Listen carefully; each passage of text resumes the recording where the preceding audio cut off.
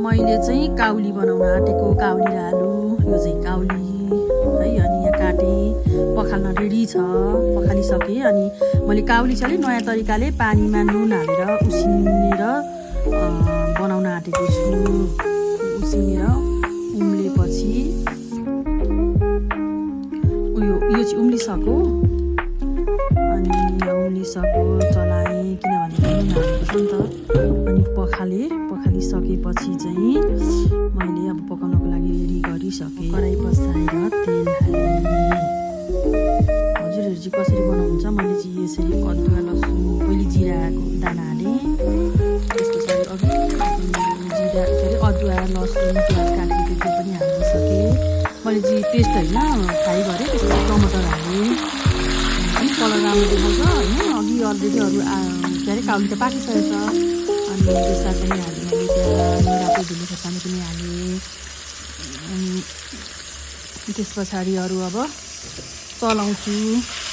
मैले चाहिँ किन त्यस्तो पनि गरेँ भने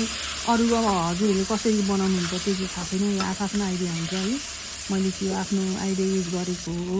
अनि त्यस पछाडि आलु हालेँ आलु पनि रेडी गरेर अघि पखालेर काटेर राखेको थिएँ अनि आलुलाई मजाले चलाएँ त्यस पछाडि अब एकछिन पछाडि मैले यसरी छोप्छु अनि यता नुन हाल्छु छोप्नुभन्दा अगाडि नुन हाल्छु त्यस पछाडि अलिक सानो मिडियम ग्यास बनाएर चाहिँ खाली छोपिदिन्छु त्यस पछाडि यता के अरे अलिकति पानी पनि हालेँ किनकि अब अलि आलु काँचै छ नि त त्यही भएको कारणले काउली त अलरेडी अघि मैले उसिनिसकेको छ अनि त्यो चाहिँ हाल्ने यो चाहिँ पाकिसकेको थियो आलु